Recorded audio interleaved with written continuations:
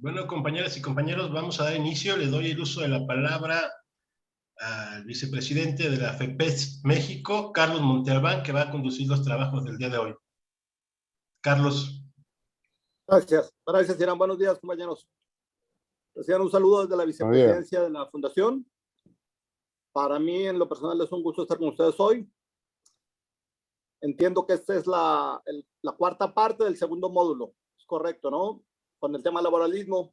Hoy nos apoyará René Cervera, pero antes de que intervenga René, me gustaría darle el uso de la voz a los compañeros de la Fundación, del Centro de Estudios de Políticas Públicas de Panamá, al compañero Castillo, al compañero Jaime, en general, o quien quiera intervenir, y recordarles que está el chat a su disposición para cualquier duda o comentario. Me parece que los compañeros de Panamá les van a pedir que prendan micrófonos y prendan cámaras para que veamos que hay seres humanos atrás de la computadora. Si quieren intervenir, Castillo, Jaime, el micrófono es suyo. Gracias, Carlos, Irán, el maestro René.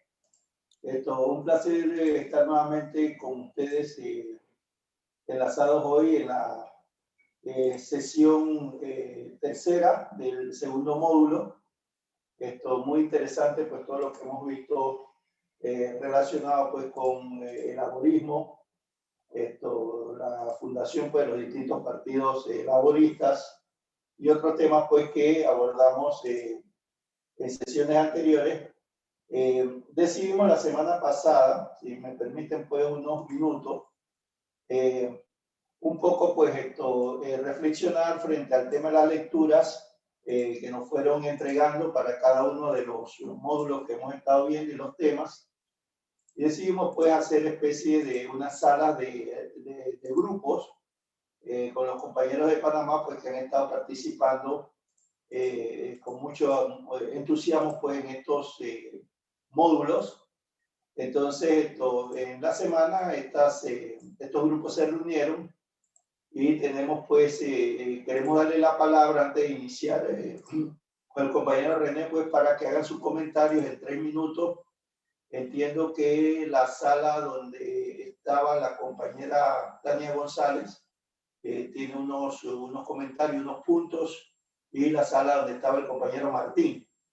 Así que le vamos a proporcionar, antes de iniciar pues la sesión, para que ellos puedan establecer pues los comentarios, las reflexiones pues, que hicieron frente a las lecturas que hizo cada grupo.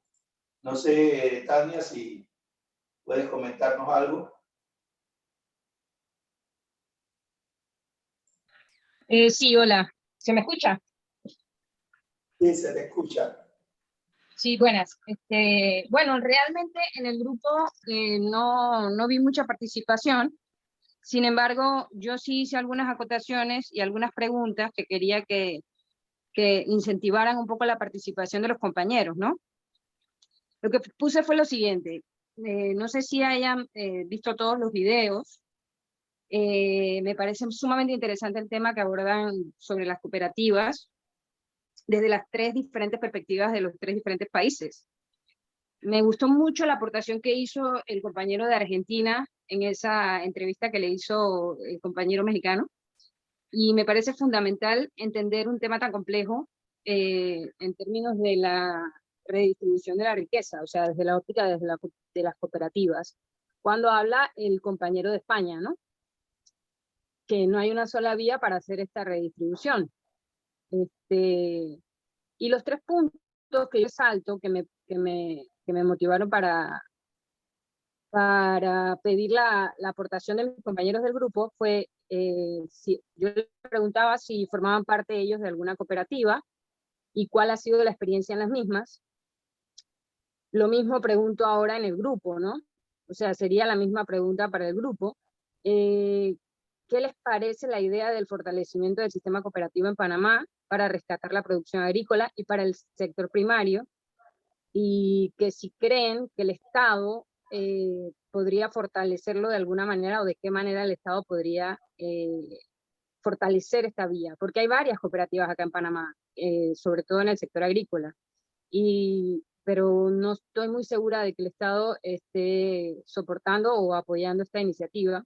En eso me podrían informar un poco más. Y quisiera saber claramente, cuando hablan de asociados, por ejemplo, en la cooperativa española, ¿qué aporte es el que, porque él hace una acotación acerca de que hay asociados que cuando se les plantea, hay personas que cuando se les plantea el hecho de ser asociados, reculan en función del aporte que tienen que hacer. Entonces, ¿cuál es el aporte que ellos tienen que dar en términos económicos? Si tienen conocimientos de eso, si se me puede aclarar, cuál sería el aporte, por ejemplo, en España, o en el caso de la Pascual en México, y no sé si tengan información de la de Argentina.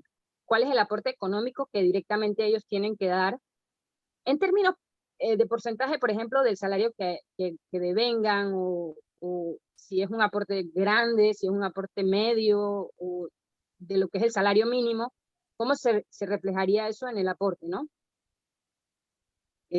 Esas eran mis acotaciones. Gracias. Ok, gracias, Tania. Has dejado algunos insumos en la mesa para la discusión.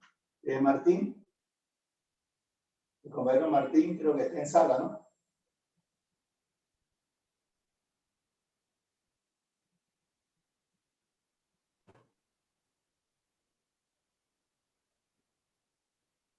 Martín, ¿tenías algunos comentarios?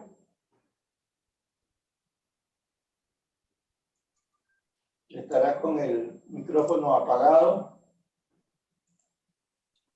Martín Lizano, por ahí sus comentarios.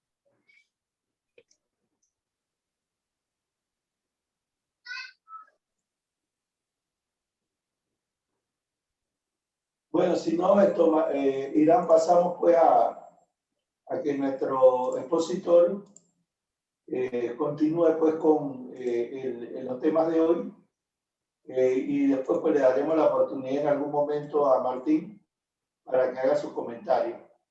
De hecho, pues ya hay algunos insumos, quizás esto nos puedan contestar a algunos de ustedes sobre la experiencia de México y España, y por acá pues de repente podemos asumir la experiencia pues de las cooperativas acá en Panamá.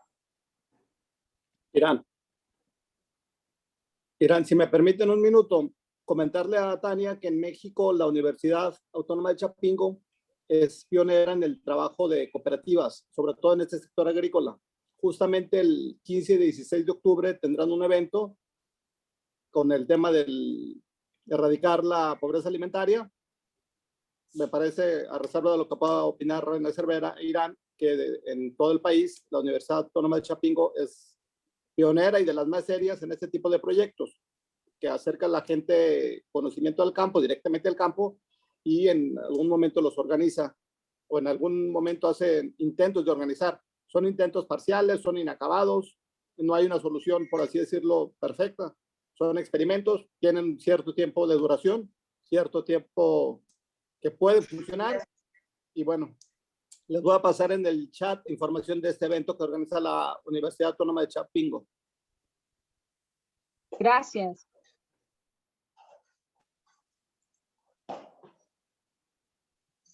Bien, entonces pues le cedemos la palabra al maestro René para que esto continúe pues con los temas del día de hoy, para seguir pues nutriéndonos sobre los temas de formación ideológica y política en el lanzamiento pues de nuestro Centro de Estudio de Políticas Progresistas. Hola, pues bueno, hoy es nuestra cuarta sesión para hablar del laborismo, y nos metimos con otros temas como son el del cooperativismo, y también vamos a hablar el día de hoy sobre los llamados índices de desarrollo humano, que me parece que son muy interesantes que ustedes los conozcan. Respecto a cómo funcionan o las cooperativas, de cuánto tienen que aportar, pues precisamente la autonomía de las cooperativas también consiste en el hecho de que ellos decidan cuál sería esa aportación, la idónea. Tengo entendido que algunas lo que dan es un tiempo de trabajo, es decir, si tú trabajas gratuitamente un rato, se te considera eso como tu aportación al capital. Ya habrán notado ustedes que cuando la cooperativa Mondragón habla de capital, lo entendemos como tal, es decir, como una inversión para producir rentabilidad económica. Eh, no es lo mismo decir aportamos dinero solamente que decir aportamos capital, porque capital está destinado a hacer inversión. Y sí, efectivamente, nos decía Andrés, se llama el entrevistado, Echeverría, que mucha gente se echa para atrás porque dice, ¿cómo eso de que vamos a buscar trabajo y nos piden dinero? Si estamos buscando trabajo es porque no tenemos dinero. Pero puedes entonces ser contratado más que asociado, trabajar como una persona contratado. Y ya después de un chance que te dan de un tiempo, se puede decidir si quieres aportar algo como capital o continuar como trabajador sin ser asociado, con muchas ventajas que yo veía en, en la entrevista que le hicimos a la cooperativa Mondragón, que se me hizo muy interesante toda esta diversidad que tiene, toda esa experiencia que tiene y que es muy importante que entendamos cómo se ayuda, se integra entre sí con cooperativas de, primero, de crédito, se necesita capital para poder funcionar una cooperativa, cooperativas de consumo y cooperativas de producción integrada en un solo proyecto. Muy bien nos decía el entrevistado de la cooperativa Mondragón que no están obligados los cooperativistas a consumir de la misma cooperativa, es decir, no están obligados a que una cooperativa compre los productos de otra cooperativa. Y esto me extrañó, pero me resultó interesante al reflexionarlo, porque significa que tienes que exigirle una calidad a la otra cooperativa y no comprar solamente por esa idea de solidaridad, aunque el producto no te satisfaga. Sin embargo, él decía yo, por ejemplo, decía el entrevistado, yo sí compro en las otras cooperativas porque a mí me parece que sí tienen la calidad que yo requiero para ello. Entonces es cosa de organizarse. ¿Cuánto vamos a pedirle? Pues cada cooperativa y cada tiene que hacer un análisis de cuáles son las condiciones que pide para ello. La cooperativa Pascual en México, que es de las más exitosas y es emblemática, les decía, porque surgió de una huelga que duró 3 años. Durante 3 años ustedes veían a los trabajadores de la Pascual subirse a los autobuses para pedir una colaboración o encontrarlos en la calle para pedir una colaboración. Y fue prácticamente el pueblo de la Ciudad de México, el pueblo de la Ciudad de México, quiero decirles, que una de sus características es que suele ser solidario. Se colaboró para que resistieran durante ese tiempo. Entonces ellos como una respuesta generaron una fundación cultural que nos ayuda mucho a los artistas, en ciertas ocasiones me han ayudado a mí, y dan unos productos que además son de fruta, fruta natural, que no es muy común, los refrescos que sean de fruta natural, y lo hace. Pero ¿cómo hicieron su cooperativa? Pues con los trabajadores que sobrevivieron, que insistieron en esta huelga, iniciaron, ya tenían un capital al ganar el lío judicial, al ganar la empresa, al ganar ellos como trabajadores. Ya iniciaron con cierto capital y aportaron parte de lo que les había dado la gente y lo que cada quien pudo dar por sí mismo. Mientras la Mondragón dice que el 80% de sus trabajadores son asociados, en la Pascual yo creo que son menos, pero sí hay bastantes asociados, sí tienen mucho éxito, ya han cambiado varias veces de presidentes, todos tienen un denominador común que hay en una cooperativa, es que es un voto, una persona, un voto. No importa si diste mucho dinero o diste poco, no importa si eres el gerente o eres el que recibe a los demás o tiene un cargo no tan relevante, de todos modos tienes un voto. Y eso es muy importante entenderlo en una cooperativa, porque las cooperativas, entre otras cosas, lo que manejan es el deseo de tener dignidad, un trabajo que te sea digno. Entendemos como un trabajo digno no solamente el sueldo, sino el trato que tienes, la manera que buscas de intervenir en tu propio espacio, en el lugar donde trabajas. Nos decía el de la cooperativa Mondragón, pues todos, en realidad una cooperativa atiende atiende necesidades de la gente, por eso deben funcionar y por eso sí pueden funcionar. Todos queremos tener un espacio en donde ganemos lo suficiente para llevar una vida económicamente digna, pero también para tener el respeto, para que nuestra voluntad sea tomada en cuenta. De aquí que una cooperativa fortalece la democracia. Eso es muy interesante decirlo, porque si estamos buscando llegar a una democracia cada día, siempre la democracia es perfectible, pero una democracia mayor, más profunda, pues las cooperativas pueden colaborar para ello. Respecto a si el Estado debe intervenir o no, esa es una polémica que aquí debemos llevar a cabo. Ay, se ha formado mucho una especie de estar en contra de todo lo que es el Estado. Y entre jovencitos es muy común eso. También no les mandé todas las entrevistas que hemos hecho sobre cooperativas en el programa que tenemos que se llama la Orquesta Filosófica, porque bueno, sería demasiado. Y muchos son, de los que están haciendo ahora cooperativas, está como de moda hacer cooperativas de cafés y producción de pan, por ejemplo. Y son jóvenes que son muy anti-Estado.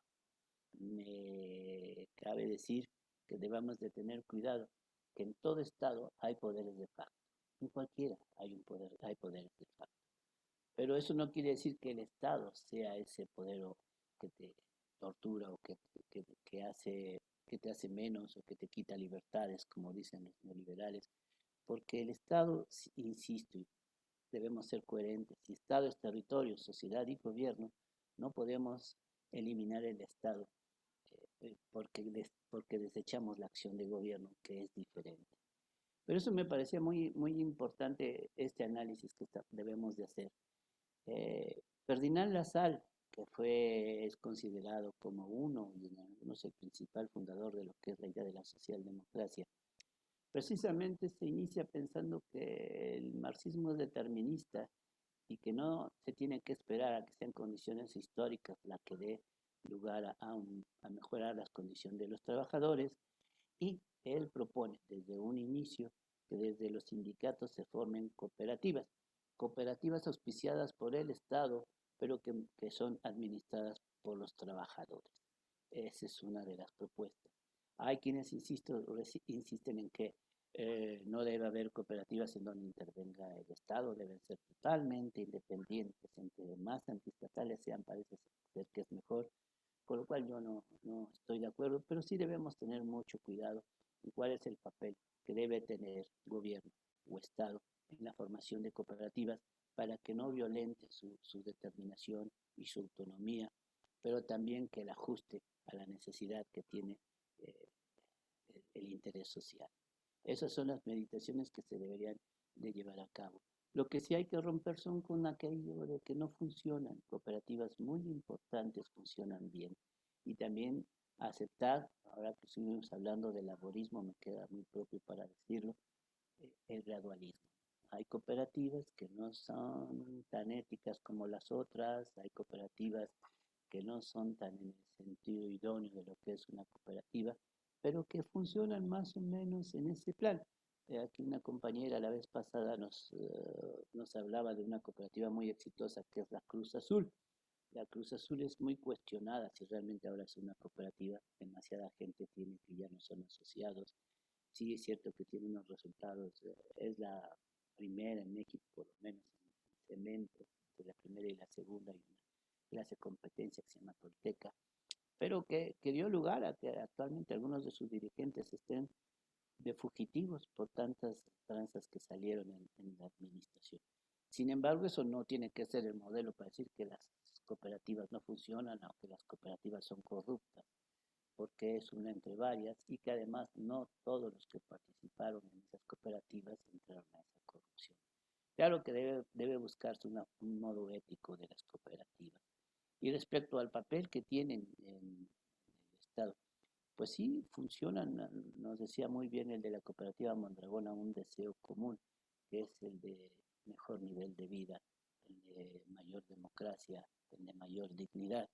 Y aquí es donde debemos hacernos preguntas. Yo quise mandarles una lámina hablando de cuáles son las 10 cooperativas más exitosas del mundo, pero vi un resultado, luego vi otro, luego otro, entonces decidí que mejor no lo ponía. Ustedes mismos pueden como buscar cuáles son las cooperativas más exitosas y pensar en cuáles creen o cuáles funcionan. Lo que sí es un denominador común era que en Japón funcionan muy bien las cooperativas agrícolas, por ejemplo, en Francia también, y que hay muchas cooperativas que son cooperativas de crédito. Y también hay cooperativas que lo que hacen es vender lo que llamamos certidumbre a la gente, certidumbre económica. Y es aquí en donde debemos pensar si estamos a favor del estado de bienestar social, si la cooperativa debe sustituir a la función del Estado y a no confundir lo que es una sociedad mutualista con una sociedad cooperativa. Una sociedad mutualista es una sociedad para ayudarnos que no lleva un interés de rentabilidad económica. Hay que hacer hincapié en que una cooperativa sí tiene interés por tener rentabilidad económica. Debe de ser rentable económicamente para que funcione. Debe dar lugar a que sus trabajadores vivan bien, de ser posible mejor que los que no están en cooperativas y debe buscar esos equilibrios necesarios para sobrevivir. En la Pascual no recuerdo cuál es la diferencia entre lo que más gana el presidente y lo que menos gana uno de sus asociados, pero en la Mondragón son 6-1. El compañero de la Mondragón nos daba como ejemplo que en una empresa de la Bolsa de Valores suele haber diferencias que entre el que más gana y el que menos gana sea hasta de más de 100 veces, más de 100-1. En algunos lugares en las empresas norteamericanas es común que se llegue a ganar entre el principal accionista o el director de la empresa y el señor que tiene el empleo más común, el más bajo, llegue a ser hasta 300 veces la diferencia. Estos equilibrios son los que debemos tomar en cuenta si queremos hacer y hablar de socialdemocracia. La equidad económica es fundamental. En la Mondragón es de 6-1 y nos decía el mismo entrevistado que hay empresas que se ponen 1-1 y ahí sí también debemos meditar. La igualdad no es una obligación. Yo no tengo que ser igual a nadie. Debemos tomar en cuenta los méritos, debemos tomar en cuenta cuánto aportamos a la sociedad para tener un salario. Pero la equidad sí, vivir en equidad da libertad, vivir con otros, con personas que más o menos están en las mismas circunstancias que nosotros, aumenta la posibilidad de vivir solidariamente y, y de tener esta dignidad nacional. Una de las propuestas que se tiene en todo tipo de sociedad es la búsqueda de la unidad entre los pueblos. ¿Qué es lo que nos da unidad? Alguna vez los conservadores estaban en la idea de que teníamos que ser de una misma religión por cuestión de unidad, o algunos piensan hasta que tenemos que ser eh, racialmente de un mismo grupo, no sé si ya racial, pero de un mismo grupo para tener unidad, debemos tener más o menos un mismo fenotipo, o debemos de tener ciertas circunstancias que nos den unidad. Yo pienso que cuando alguien despierte pensando en cómo le va a hacer para desayunar o para sobrevivir ese día, y otro despierta pensando en qué va a invertir sus sobrantes, pues ya no hay unidad. Si entre un paisano y otro hay 100 veces más de ingresos, me pregunto entonces de qué podemos hablar. Si hay mucho más de conocimientos, entonces, ¿qué es lo que nos puede unir? La equidad es fundamental para tener unidad. Debemos buscar que todos tengamos acceso. Yo decía que uno de los valores principales de la socialdemocracia, o el central tal vez es definir que lo que hay es de todos y para todos, y lo que tenemos que buscar es la manera en que se distribuye, y la cooperativa es una de las entidades que puede colaborar a eso. Lo que sí, si estamos en el terreno de búsqueda del bienestar social, también tenemos que ver que la cooperativa no puede, no debe sustituir las labores que le corresponden al Estado, por ejemplo, el de salud. Está bien que existan cooperativas para mejor salud, no estoy en contra de eso, pero si uno va a tener una operación que resulta muy cara, pues la cooperativa no funcionaría. Ahí tendría que ser todo el interés, todo el capital del Estado para podernos proteger efectivamente de la salud, aunque existan clínicas cooperativas que coadyuven, por darles un ejemplo. Es algo que yo creo que debe darse en una meditación, en una reflexión interna entre ustedes, entre todos, para ver de qué manera la cooperativa debe coadyuvar a la mayor equidad social, no estorbar, coadyuvar, y cuál es el tipo de requisitos que debe de cumplir para que funcione y que debamos tener una revisión constante de los ejemplos que se pueden tener para que estas funcionen. Aquí les hemos puesto en la lámina un poco de historia. Me parece muy simpático que en 1761 un grupo de hilanderas no hacen una cooperativa de hilos, hacen una cooperativa para vender avena. Aquí entendemos cómo las cooperativas de consumo son muy importantes, son más fáciles de hacer y sobre todo lo que da interés a que lo primero es la comida, lo primero es comer y eso es muy interesante. 1844 es la primera sociedad que se tiene en cuenta que se funda como tal con 28 artesanos. Y también fíjese cómo para vender productos básicos, harina, avena, azúcar y mantequilla.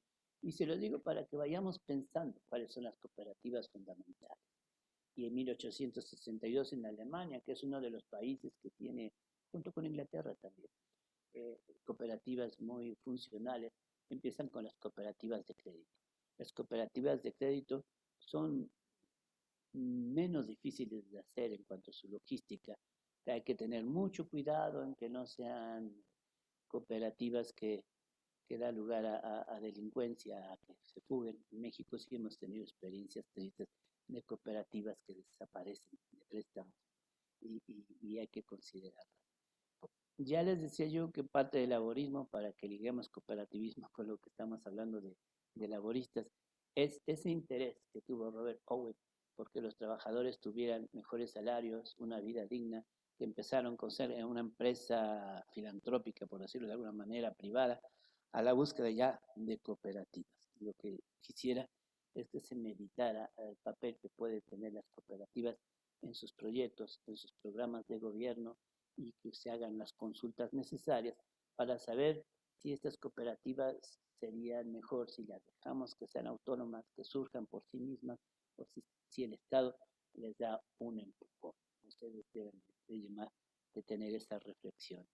La idea de haber hecho estos cursos, de haber participado, es coadyuvar a que su partido tenga un programa de gobierno considerando todas estas situaciones, lo tenga en cuenta, haga un diagnóstico preciso, lo más preciso posible y busque las soluciones. Ya en 1995, ya cuando varias cooperativas estaban funcionando en el mundo, se buscó que tuvieran pues algo común, algo que nos diga esto es una cooperativa, denominadores comunes. Y son estos requisitos que ustedes están viendo, que la asociación sea voluntaria y abierta, que a nadie le niegue, que no sea para unos sí y para otros no, y que parte de eso que llamamos voluntario sea cuánto puedo aportar y qué obtengo en función de lo que estamos aportando. Pero sí, me parece que en México también sucede mucho que la gente quiere entrar a una cooperativa creyendo que va a ser socio sin haber aportado más que parte de su trabajo. Se necesita capital. Hay que ser pragmáticos en este sentido. Se necesita que una cooperativa tenga un capital para invertir. Si ustedes escucharon, me gustó mucho la entrevista, sobre todo con la cooperativa Mondragón, es cómo se necesita tener una bolsa constante que está funcionando para poder tener futuro, para poder darle apoyo a los trabajadores en la idea de que quien entre en una cooperativa, ahí va a estar, no tiene que cambiar de empleo, nadie lo va a despedir y que se va a hacer mayor de edad y que se le tiene que apoyar cuando ya no pueda trabajar. Y eso debe tener una bolsa y hay que considerarlo hay que tenerlo muy claro para que se pueda dar una buena administración. Insisten en la aportación económica de los socios. Eh, Todo el mundo dice, no, pues yo quiero o pongo mi trabajo y hay que evaluar si eso funciona, el trabajo. Pero si tienen un poco de cada socio de un capital, pues nos da también certidumbre a la cooperativa. Autonomía e independencia, dice que es dado autonomía hasta dónde puede estar funcionando sin la intervención del gobierno o dónde debe colaborar, eso me gustaría más decirlo, con las funciones de gobierno una cooperativa. La educación, formación e información en una cooperativa es fundamental como en todo, pero de mayor manera en un espacio en donde entre todos la vamos a hacer funcionar. Eso es importante decirlo. Y algo que me parece sensacional es la cooperación entre cooperativas. Importante, no, una cooperativa no va a competir para ver cómo hace quebrar otra cooperativa, no está en el espíritu solidario de una cooperativa. Una cooperativa es como para que funcione yo, funciones tú, funcione él, nosotros, vosotros y ellos estén funcionando de ser posible como una cooperativa y encontrar los lazos que pueden hacer de apoyo y dar un sentimiento de comunidad. No quiero que se me olvide algo, ya les mencioné que la Pascual eh, tiene una fundación para promover la cultura. Quiero decirles que precisamente se hicieron muchos eventos culturales de apoyo a la Pascual.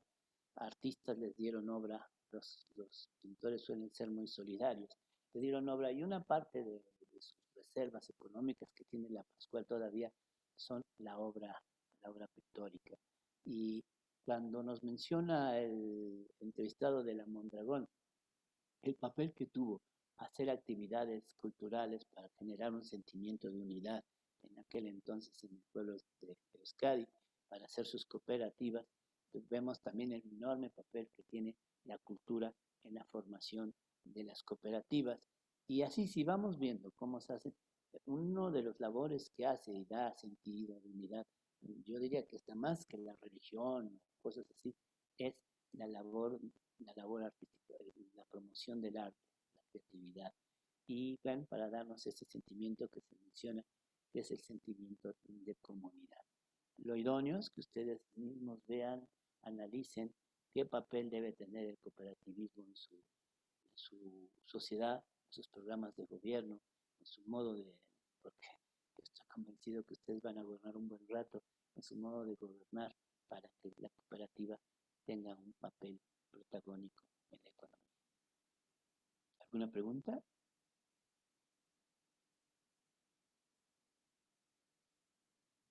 Quitamos. ¿Hay alguna pregunta? ¿Alguna opinión? La hablarán después. Yo quisiera saber si tiene alguna información acerca de la paridad de género dentro de la participación en las cooperativas, en las diferentes cooperativas. Es que cada cooperativa maneja sus propios reglamentos, entonces no sé si alguna tenga como una propuesta la paridad de género. Yo creo que eso también depende de la oferta y la demanda de que hay de trabajo. Si dificulta mucho si hay más mujeres que hombres solicitando el trabajo o haciéndolo o en su momento. Además, allá, si ustedes vieron la historia del cooperativismo, quien las inicia son mujeres. Y en el trabajo agrícola, pues está más metidos mujeres que hombres. No sé si siempre con justicia, es decir, el hombre no tiene por qué evitar cosechar, por ejemplo, o cooperar en la agricultura. Yo creo que eso depende de cada entidad que vea las condiciones, a ver si hay condiciones para la paridad de género, porque no se puede forzar. Yo con lo que no estoy muy a favor es que las acciones sean forzadas, sino que sean naturales. ¿Alguna otra pregunta?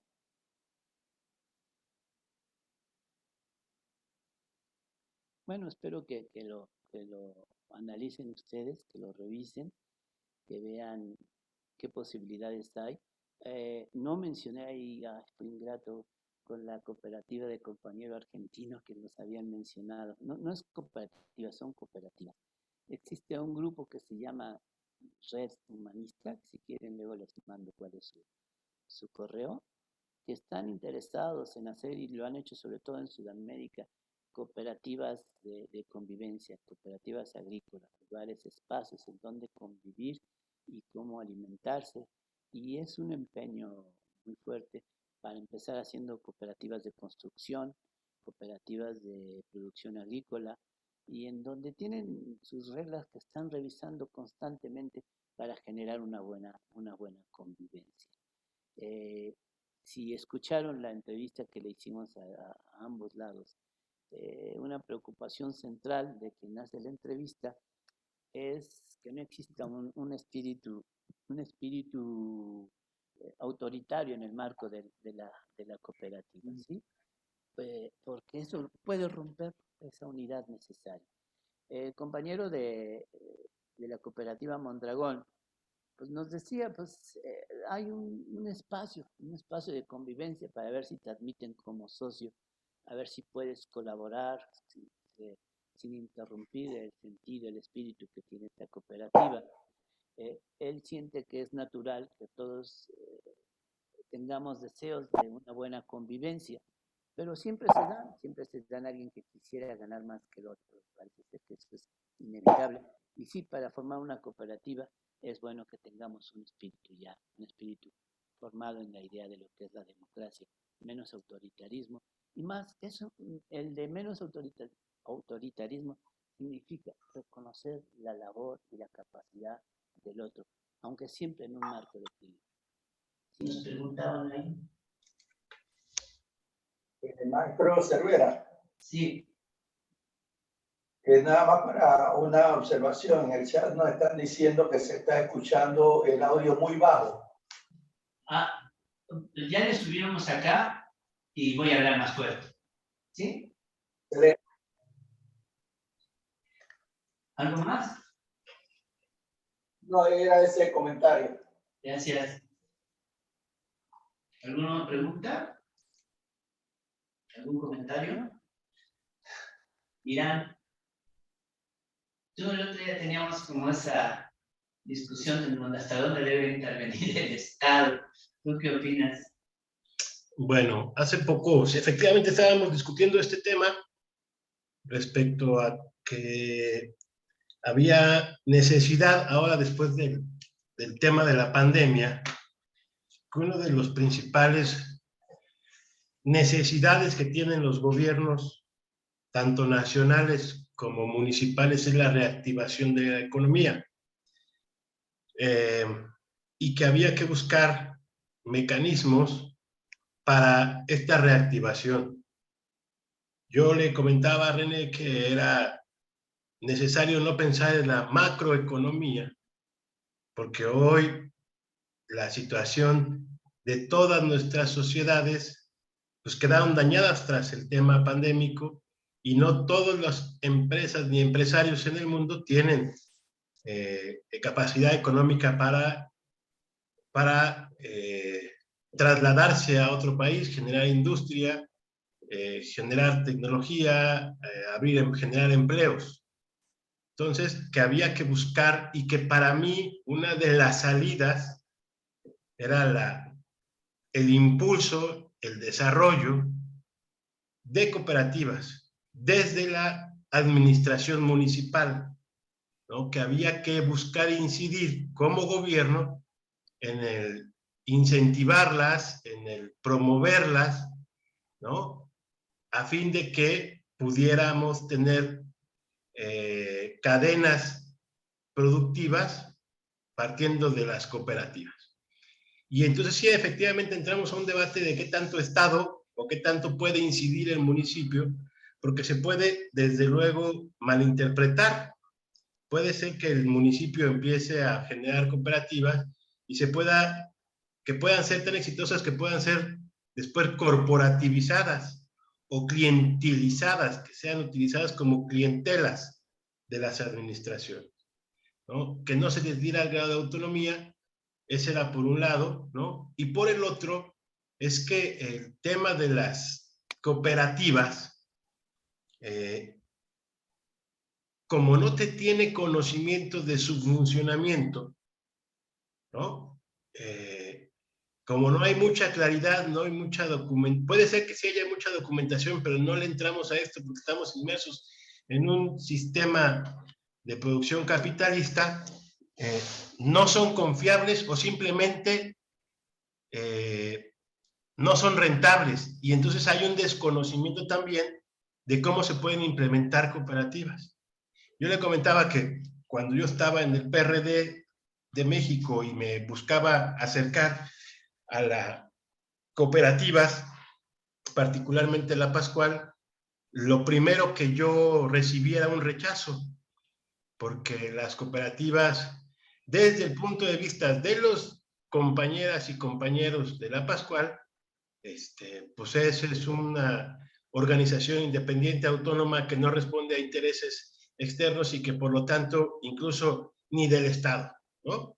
Pero yo creo que hay que cambiar un poco esta mentalidad latinoamericana, porque como seguramente lo va a explicar René, los países de mayor desarrollo y crecimiento económico, y lo va a presentar en las siguientes diapositivas, tiene que ver con que los gobiernos formaron parte e incentivaron, mas no se metieron en el desarrollo de cooperativas. Y eso ha permitido que se tenga una economía sostenida, una economía sustentable, que se parta del hecho de que se resuelva el tema del consumo interno y varios de los excedentes se manden a las exportaciones. Entonces, hay ejemplos, particularmente europeos, y ese es a veces está un poco complejo porque todo parece que nos lleva a Europa, pero hay ejemplos de que hay estados interventores en ese tipo de políticas, de política económica, ¿no?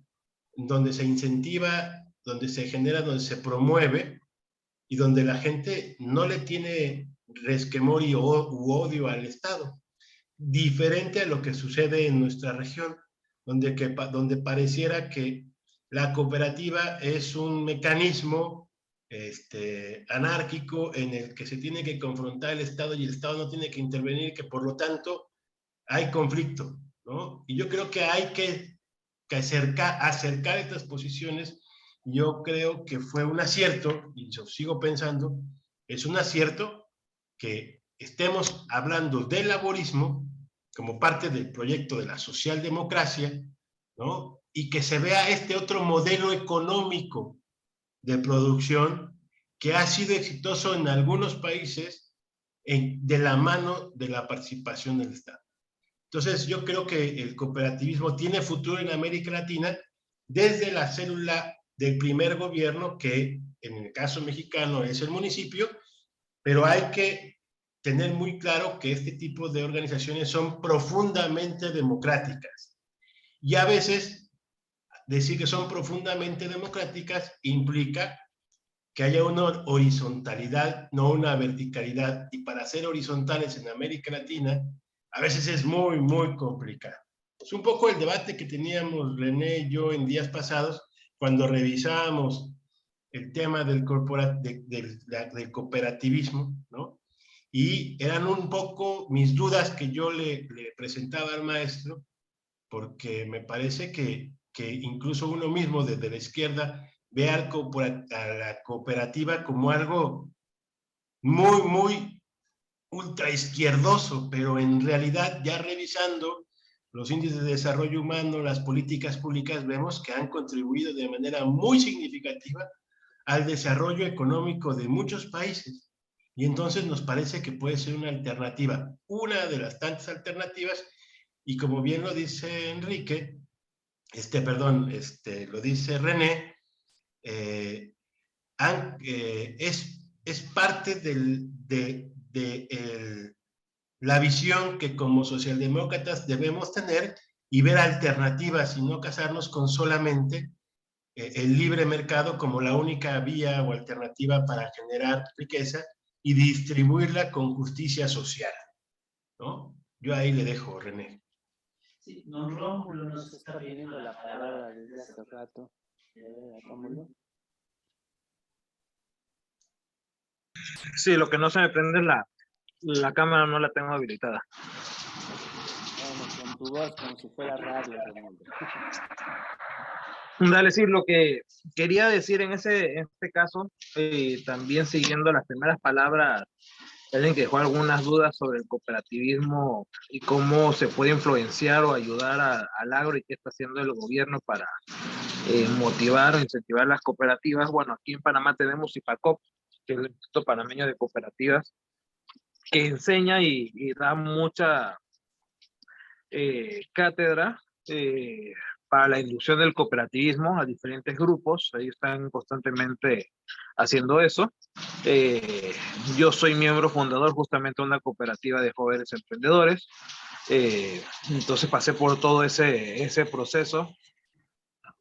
Soy miembro de algunos de los comités dentro de la misma cooperativa y he dado cursos y charlas con cooperativas de turismo hace poco, que fue el Día del Turismo, casi al inicio del mes, como otra cooperativa de agro.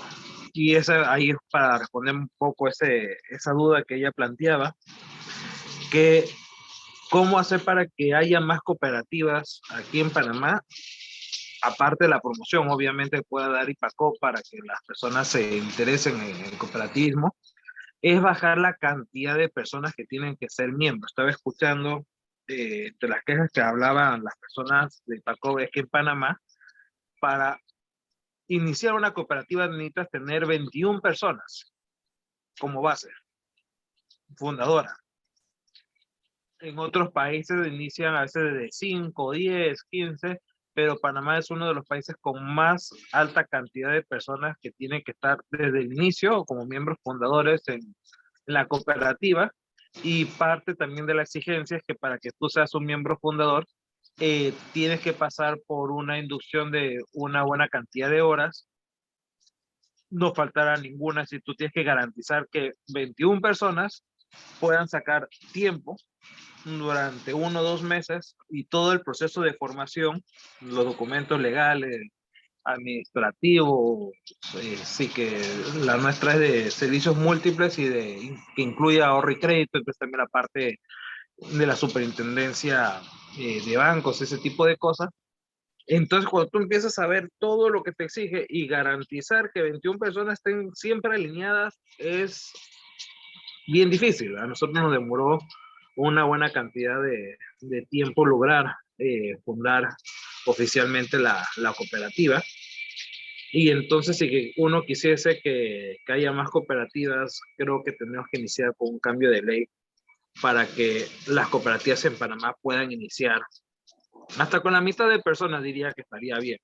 Si estás en una comunidad, unos pesqueros se pueden unir y decir, bueno, nos unimos nuestros 10 botes y hacemos una cooperativa y lo que vamos ganando lo distribuimos entre todos. Tiene más sentido que esperar que 21 personas se puedan organizar y eso es lo que hace que Panamá, el cooperativismo, esté un poco limitado. No la parte de confianza, sino la cantidad de creación. Estaba hasta bien viendo que después tú puedes tener federaciones, hay como diferentes escalamientos, y que si se unen 5 cooperativas es una federación de cooperativas, y se reúnen tantas federaciones forman otro nivel, y hay países que tienen esos niveles y Panamá a duras penas logra tener la Federación de Cooperativas de Turismo, porque se fundaron varias en algún momento cuando Panamá tenía la fortaleza del turismo hace 2 décadas, pero no hay más que eso. ¿Y por qué? Porque no logras tener muchas cooperativas para poder ascender, y una de las ventajas de ascender a las federaciones, me contaban, es que tú te puedes reunir con otros países y hay intercambios, invitaciones y otro tipo de fortalezas.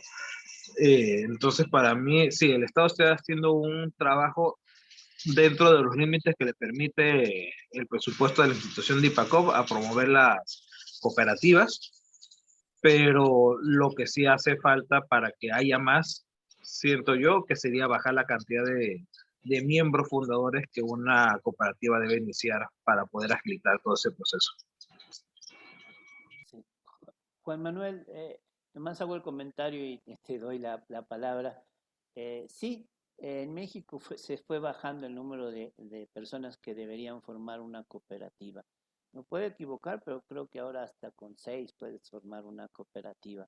Y estoy de acuerdo, hay que bajar, es mejor que sean pocos pero entendidos, que sean compatibles, a buscar muchos, que significa mayor organización, mayor esfuerzo, y ya va subiendo conforme va dando resultados el número de cooperativas, porque sí es necesario además que de una vez se piense desde un inicio en la rentabilidad de la cooperativa, ¿no? Y desde luego que dar espacio para que 21 personas puedan vivir y vivir dignamente del resultado de su trabajo es más difícil que si lo hacemos para iniciar con 6 y después vaya aumentando. Estoy de acuerdo con que es mejor que se baje el número de miembros fundadores para realizar una cooperativa. Juan Manuel. ¿Qué tal? Buenos días. Antes que nada, muchas gracias por la conferencia. Me parece bastante interesante lo del modelo cooperativo. Me llamó la atención dos aspectos cuando se menciona el papel del Estado. Y tengo digamos, un par de preocupaciones con respecto a esto. Uno, el modelo yo considero que es un modelo muy bueno que se puede implementar en nuestra región. Sin embargo, la pregunta sería, ¿cómo hacer para que ese programa sea sostenible en el tiempo? Porque pasa un tema. Los programas que se implementan muchas veces en el Estado por parte de gobierno, independientemente del partido que sea, no son sostenibles en el tiempo porque quizás no cumplan con los intereses políticos del partido que está a cargo en el gobierno en el momento, digamos. ¿Cómo se haría para que ese modelo cooperativo sea sostenible en el tiempo sin que el Estado sea más que todo un Estado facilitador más que regulador de este modelo? Esa sería mi duda. Y la segunda es, a través de los gobiernos municipales, que también lo mencionó, ¿cómo evitar que esto se convierta en un instrumento para hacer política, sino que sea más un instrumento para promover el desarrollo de las comunidades? Eso sería todo. Gracias. Pues sí, debemos evitar, ya lo había dicho Irán, porque Irán lo dice por una experiencia mexicana. Aquí en México se hicieron muchas cooperativas entre pescadores y prácticamente las cooperativas estaban afiliadas al partido político que en aquel entonces era el partido hegemónico, que era el PRI. Entonces, evitar que los miembros de una cooperativa tengan que ser por fuerza militantes de un partido político, me parece que es importante. Diferenciar lo que es gobierno de lo que es Estado. El Estado permanece, los gobiernos pasan. Ya les decía, y al rato lo vamos a ver, cuando son los índices de desarrollo humano, que en aquellos países donde se establecieron las políticas públicas de bienestar social, aunque hayan ganado posteriormente otros partidos políticos, esas políticas prevalecieron. Algunas se debilitaron, pero básicamente prevalecieron esas políticas de bienestar social. Por eso hay que diferenciar entre lo que es Estado de lo que es gobierno y pensar que las cooperativas deben existir, cambie o no cambie el gobierno, y que no deben trabajar para los intereses de un partido político y tampoco de un gobierno, que deben ser autónomas desde el espíritu, digamos. Tampoco antiestatales. Quiero insistir en que de repente se dio como una fobia al Estado de manera muy equivocada, porque desde un concepto, y lo entiendo, desde el concepto, por ejemplo, marxista, el Estado lo componen los poderes de facto. Y yo insisto, los poderes de facto están presentes en el Estado, tiene lógica, pero no es el Estado un poder de facto, porque en el Estado, parte del Estado, y muy importante, y debe ser el protagonista, es la ciudadanía. Eso es lo que quiero que veamos como una diferencia. ¿Alguna pregunta más? Porque si no, pasamos, me parece que es muy interesante que pasemos a ver cuáles son los países que tienen los mejores índices de desarrollo humano. Voy a introducir qué es eso que hablamos como desarrollo humano.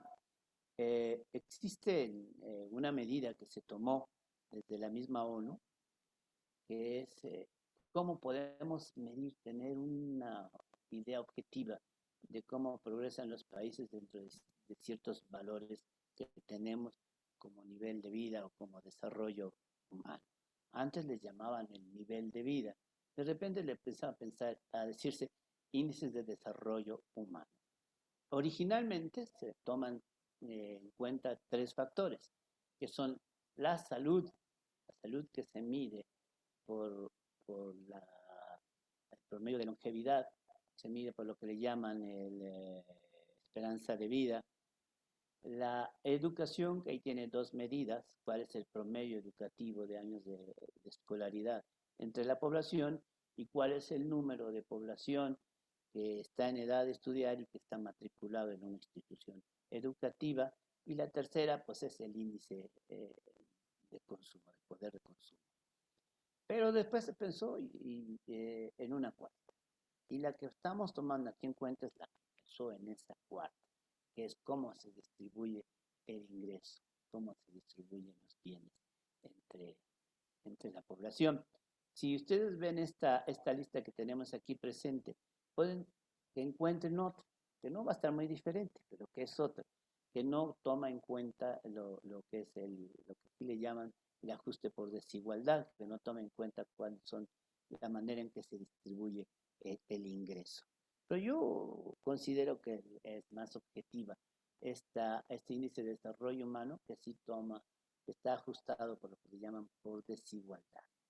Van a notar ustedes cómo los países que tienen estos mejores índices son Noruega, Islandia, Suiza, Finlandia. Voy a dar un denominador común. Todos han sido gobernados o está presente la socialdemocracia. En el caso de Noruega, que ya lo he mencionado, es muy interesante Noruega por muchas causas. En los últimos 100 años, la mayor parte de su vida ha sido gobernado por el Partido Laborista, ya lo habíamos mencionado cuando vimos los partidos laboristas. Se interrumpió como por 8 años el gobierno socialdemócrata o laborista.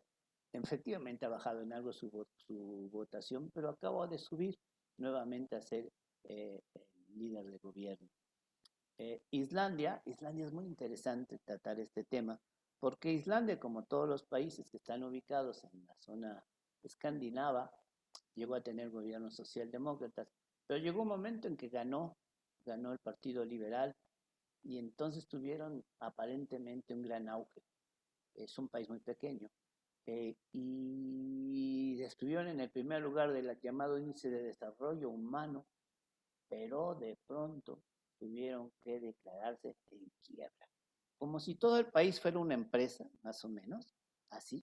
De repente estamos quebrados, ya no hay manera de atender con políticas públicas las necesidades de la población, estamos endeudados con la banca, etc. Sucedió algo que ha sido muy determinante en nuestros países. En México lo sufrimos mucho, tengo entendido que también en Portugal y en Islandia, eso de que los bancos ya no tenían para garantizarle a quienes ahorran el producto de su interés, ni siquiera de su interés, la devolución de su dinero. Y a diferencia de lo que hicieron otros países, voy a dar la analogía de México, mientras que en México llegó a suceder eso de que la banca ya no tenía para garantizar los ahorros de la población, y se pasó la deuda al público en general, es decir, las deudas privadas pasaron a ser una deuda pública enorme, pero enorme en México. En Islandia trataron de hacer algo parecido, pero ahí la ciudadanía respondió. Regresó la socialdemocracia al gobierno, aunque en coalición buscaron qué hacer y decidieron algo que me pareció muy objetivo: encarcelar a los banqueros tramposos, nacionalizar la banca y no pagar esa deuda enorme que les estaban dando. Y actualmente Islandia, aunque gobierna ahorita en coalición la socialdemocracia, está presente en su gobierno regresando a estas políticas. En Suiza aparentemente no gobierna el Partido Socialdemócrata, pero Suiza tiene medidas muy especiales. Una de esas es que los 4 partidos políticos principales, tomemos en cuenta que en la última elección, por ejemplo, en Suiza participaron 89 organizaciones políticas. Entonces, 4 forman una especie de gabinete permanente en la dirección de Suiza. Yo veo que es Suiza ejemplar en muchas cosas, que tiene condiciones para ello. Por ejemplo, en Suiza me informaron en una entrevista que para apoyar a la gente que está desempleada, tú puedes pedir que se te dé un apoyo si no encuentras un trabajo en relación a lo que estudias. Imagínense eso. Si yo soy ingeniero y no hay trabajo para ingenieros, yo tengo derecho de pedir que se me apoye económicamente en el desempleo, porque no hay trabajo para ser ingeniero. No me pueden ofrecer la de obrero, ni me la pueden ofrecer de albañil, ni me la pueden ofrecer de ventas o algo así. Yo soy ingeniero y tengo derecho a trabajar como ingeniero, y mientras esto sucede tengo derecho a un apoyo para mi vivienda. Eso es Suiza, aunque yo le encuentro a Suiza un pequeño defecto. Todos sabemos que en Suiza se cubren muchos las fugas económicas que se dan en otros países. Pero sin embargo, Suiza, pese a ese defecto, lo toman como uno de los países menos corruptos del mundo. Ahí habría que encontrar qué entendemos como tal. Pero Suiza es ejemplar, tiene un nivel de vida muy alto. Y miren ustedes que también es para que lo meditemos, que ni Noruega, ni Islandia, ni Suiza son parte de la Unión Europea. Cuando nos dijeron que si no interveníamos en determinados bloques económicos, se nos iba a caer el mundo encima, pues vean que no es cierto, no es tan tal. Algunos países han logrado sobrevivir y bien sin ser parte de un bloque económico, porque no quiere decir que no vendan, que no exporten e importen. Lo que quiere decir es que saben hacerlo desde su propio interés, desde su autonomía, sin pegarse al interés de países más fuertes. En el caso de la Unión Europea, siempre hay un temor de que el país más fuerte, que es Alemania, sea la que vaya poniendo mayores condiciones. El cuarto lugar es Finlandia. ¿No? Hay una zona donde el nivel de vida es muy alto.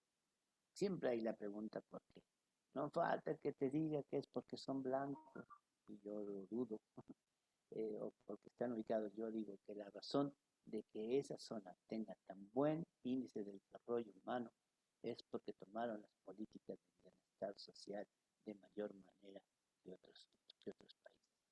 Irlanda es un país también que hay que saber diferenciar. Ahí aparentemente no ha gobernado un partido político que se llame socialdemócrata, pero sí hay políticas públicas que están ligadas al estado de bienestar social. E Irlanda fue un país, contrario a lo que estamos hablando de Noruega, Islandia, Suiza, fue un país muy beneficiado cuando decidió participar en la Unión Europea.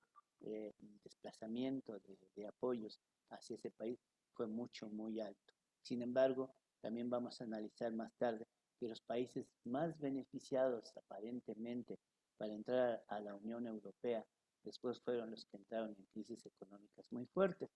Irlanda fue una de ellas, pero salió muy rápido, y actualmente es el quinto país con el mejor índice de desarrollo humano. No digamos Dinamarca, se ajusta mucho al ejemplo que estamos dando de lo que son los países escandinavos, de su progreso, de su buen nivel de vida.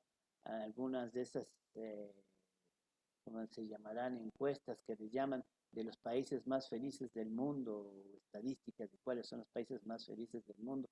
Algunas ponen a Dinamarca. Contrario a lo que muchos dicen, que en estos países la gente se aburre, que es terriblemente grave, que hay muchos suicidios, etcétera, pues parece ser que algunos consideraron que Dinamarca era el país más feliz del mundo. Sin embargo, esto de que si se aburren o no se aburren, pues vamos a considerarlo con el siguiente país, que se llama Suecia. Suecia, durante muchos años fue un ejemplo cuando se llamaba así, de nivel de vida, el mejor nivel de vida, lo tuvo Suecia. Suecia se consideraba el paraíso, y algunos le pusieron el paraíso o el infierno. Había por ahí un libro que tuvo mucho éxito que se llamaba Suecia, Paraíso o Infierno, y en donde se hablaba del número alto de suicidios que había en Suecia. Preguntándole a compañeros que tuve, vecinos suecos, ellos me decían que en Suecia se hizo un estudio sobre los suicidios, lo cual no quiere decir que tenga más suicidios que otros países, sino que es el país que hizo alguna vez un estudio sobre este tema. El caso es que sí, efectivamente, el número de gente que no sé si actualmente todavía suceda, de suecos que terminan con su vida, era mayor entre la gente adulta, entre la gente mayor. Lo que hay de fondo parece ser, después yo muchos de mis conocimientos los tengo en entrevistas porque hago radio, ya lo saben, que nos decía es que los en Suecia no tienen ánimo para soportar la agonía que da la vejez. No son un país que diga vamos a vivir muchos años y sin embargo es junto con Japón el país donde la gente vive más tiempo. Y en Suecia, voy a mencionarlo, que llegó a tener ese nivel de vida tan alto, lo perdió durante años, fue sustituido por partidos conservadores, neoliberales, etcétera, y fue bajando su nivel de vida tal grado que ahora es el número 7, pero es donde acaba de recuperarse el, el gobierno sueco. Yo pongo como un ícono de la socialdemocracia, y me gustaría que ustedes lo buscaran, es a don Olof Palme, un personaje que no solamente se contentó con tener el país con este nivel de vida, sino que trató de que ese nivel de vida beneficiara al resto del mundo con una actitud muy solidaria. Don Olof Palme tuvo que ver, para nosotros los latinoamericanos es importante, cuando en Chile se dio el golpe de Estado, tanto la embajada sueca como la embajada de México, hay que decirlo también, abrieron sus puertas para salvar al mayor número de gente posible de la violencia del gobierno militar. Y Suecia se convirtió en el país en donde hay más refugiados chilenos. Pero también desde el gobierno sueco, desde la socialdemocracia sueca, se apoyó en su momento a los gobiernos de República Dominicana cuando ya había hecho Estados Unidos la invasión y regresó el partido, creo que también se llama el Partido de Revolución Democrática Dominicano, pues se dice que los camiones de basura fueron Volvos porque fue un apoyo de la sociedad sueca a través del Partido Socialdemócrata el que los apoyó. Uh, y actualmente tiene el 7º lugar en los llamados índices de desarrollo humano. El 8º son los Países Bajos, en donde también ha gobernado la socialdemocracia buen tiempo. Hay gobiernos que han sido de la democracia cristiana. Entre las lecturas que obtuve nos decía que lo que pasa es que la democracia cristiana retomó muchas de las políticas de la socialdemocracia. Y así, si hacemos un análisis, Eslovenia, Alemania, Australia, que se acuerdan que les comenté que había sido gobernado buena parte de su vida por el Partido Laborista, la República Checa, Bélgica, Nueva Zelanda, que también fue gobernado un buen tiempo por la política laborista, y el Reino Unido, desde donde se inició en 1951 esta polémica de retomar el estado de bienestar social, están entre los primeros. Tanta coincidencia me parece a mí que no puede darse. Eso significa que es la mejor bandera que podemos tomar de lo que es la socialdemocracia. Y si no, y además si analizamos también aquellos que nos quieren dar como que el neoliberalismo es la solución de nuestros problemas, es lo mejor. Si notan ustedes que entre los 16 países que tienen el mejor índice de desarrollo humano, no hay uno solo que haya tenido un desarrollo en el marco del neoliberalismo. Están países que fueron comunistas como Eslovenia, como por allá había la República Checa, y si vemos continuamos la lectura hacia los 32 países con mejor índice de desarrollo humano, van a notar que han sido países que tienen mucha intervención en lo que se llama el Estado. Quiero destacar Japón, porque en Japón los mismos empresarios llegaron a la conclusión de que la diferencia que debe haber entre el director, como si fuera una cooperativa, entre quien más gana de una empresa y quien menos gana, llegaran a un convenio de que no fuera 7 veces más. ¿Por qué? Porque los japoneses tienen un manejo del honor muy fuerte y decían, es un deshonor que en un país exista pobreza y no están dispuestos a admitirlo. Canadá, donde acaba de ganar el Partido Liberal, nuevamente, en un análisis que se han hecho sobre ese país, sí existe un partido socialdemócrata, pero es la tercera en votación, pero dicen que pierde importancia porque el estado de bienestar social lo sostienen, lo mismo si gana el Partido Conservador que si gana el Partido Liberal. Para retomar una conversación que ya hemos tenido, que es que estas políticas de bienestar social sean del Estado, significa que aunque gane otro partido político, están presentes en la vida pública de estos países. Este es uno de los casos de Canadá. Y así podemos ver, seguir analizando países como Estonia, que fueron comunistas, Luxemburgo también merece un paréntesis porque Luxemburgo es per cápita el país donde viven más ricos. Es decir, el nivel de vida económico, no de vida de Luxemburgo, es muy alto. Es el país donde la gente tiene más dinero y tiene pues también el inconveniente de que funciona medianamente, digo medianamente porque no son de bancos, sino de empresas que se registran en Luxemburgo y así evitan pagos de impuestos, etcétera. Pero tiene un nivel de vida alto y también ha sido un país en donde tiene una influencia a sus alrededores y en su gobierno de lo que son las políticas de bienestar social. Hong Kong, que rebasa a la misma China en cuanto a su desarrollo humano, fue un país durante muchos años gobernado por el Reino Unido. Y así pueden ustedes analizar los 32 países con mejor nivel de vida del mundo o índice de desarrollo humano, mejor dicho, y nos vamos a encontrar con sorpresas como que aquellos que ven a los Estados Unidos como ejemplar en este ámbito es el lugar número 20. Y me quisiera pasar a la siguiente lámina porque quiero verles cuáles son los países que tienen mejor índice de desarrollo humano y encontrar y ubicar a nuestros países hermanos, a Latinoamérica. Bueno, pueden ver Hungría, país excomunista, España, donde gobiernan los socialistas prácticamente desde que cayó el franquismo. El Partido Socialista Obrero Español ha estado la mayor parte del tiempo en el gobierno. Italia, donde siempre hay una izquierda muy presente, muy fuerte, muy activa. Letonia, Croacia, Bielorrusia, países que fueron comunistas.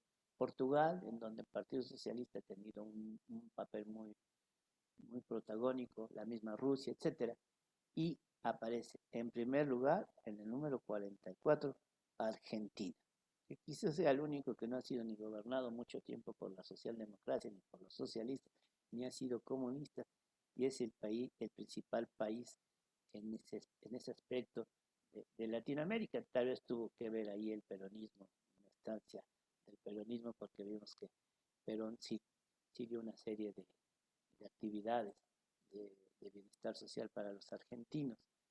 Tendríamos que estudiarlo. Yo no tengo así la respuesta, pero sería bueno que nos diéramos como una tarea pensar qué es lo que da lugar a que Argentina tenga ese mejor índice de desarrollo humano a pesar de la constante ruptura de su democracia.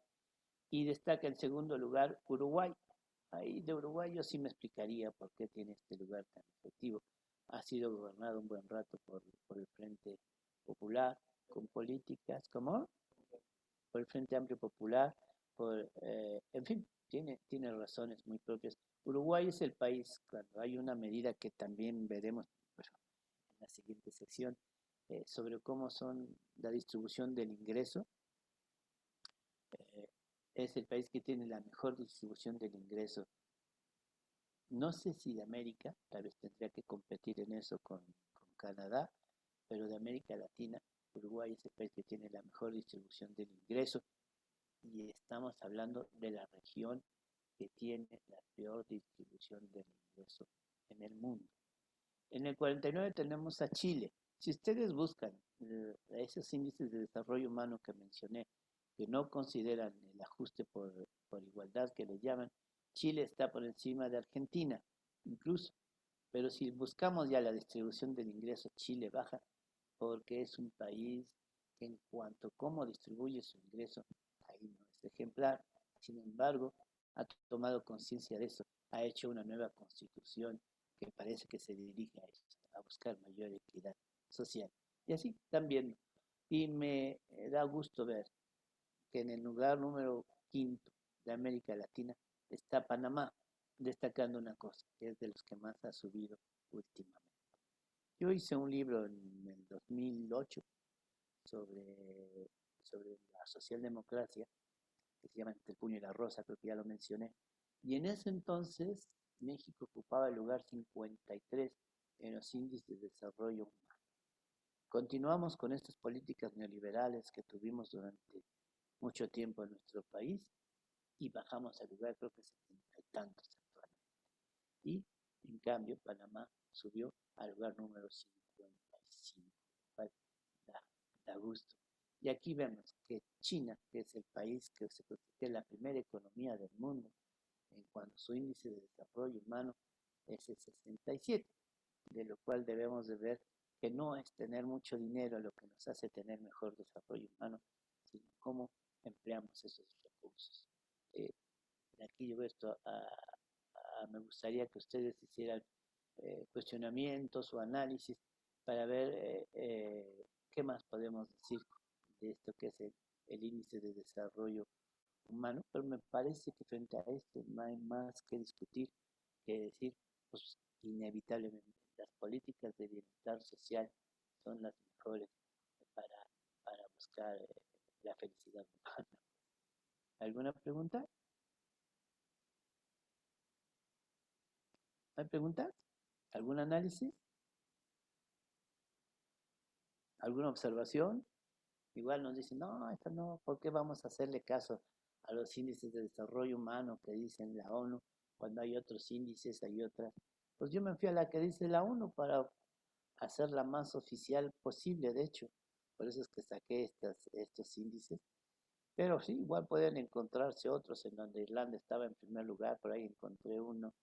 Pero insisto, me voy a los índices que marcó la Organización de las Naciones Unidas para poder tener una objetividad en el estudio de cómo avanzan nuestros pueblos. ¿Nada más? Vamos a hacer una sesión posteriormente sobre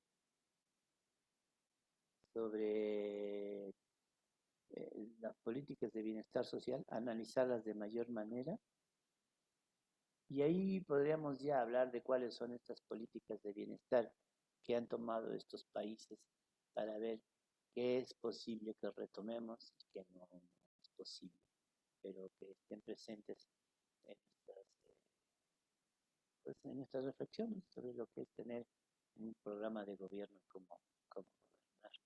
Pero sobre todo me parece muy importante que la tengamos en cuenta frente a la respuesta de que lo mejor es que el Estado no intervenga y demás, pues lo contradicen estos índices de desarrollo humano. ¿Pero alguna intervención? Enrique, tú que estás en el manejo de la socialdemocracia, ¿qué nos puedes decir al respecto? ¿No está por ahí, Enrique?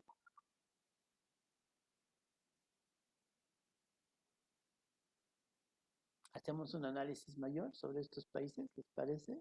Nos vamos un poco adelantando a lo que son las políticas que han dado lugar a esto. Estás, Enrique. Enrique, te preguntaba si tú tienes alguna opinión sobre estos datos que estuvimos dando del índice de desarrollo humano.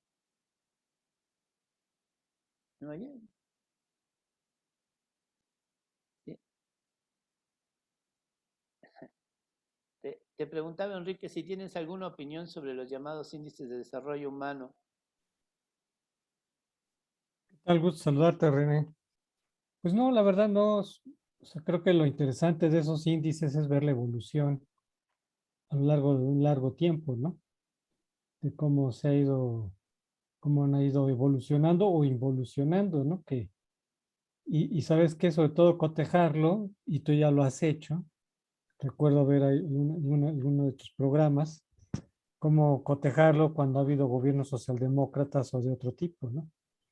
Creo que eso es lo interesante, ¿no? De ir cotejando qué tanto la socialdemocracia ha mejorado la calidad de vida o no la ha mejorado, ¿no? Y creo que no hay una regla al respecto, ¿no? Sino que en algunos casos, los más evidentes que ya señalaste de los países nórdicos, pues evidentemente que ahí se ve la mano socialdemócrata, ¿no?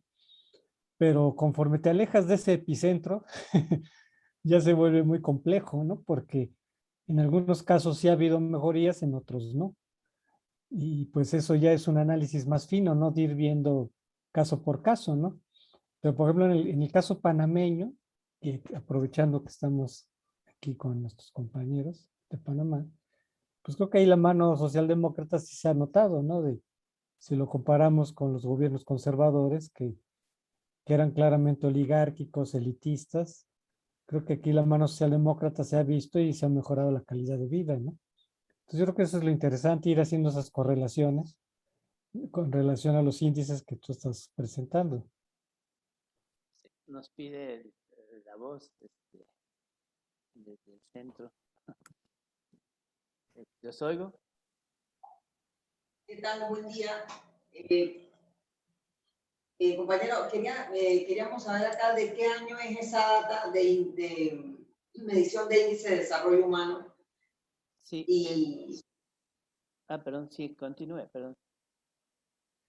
No, y recordar a los compañeros que están conectados que se deben afiliar al chat de Google para poder recibir el enlace. Hoy todas las comunicaciones las estamos haciendo a través del chat.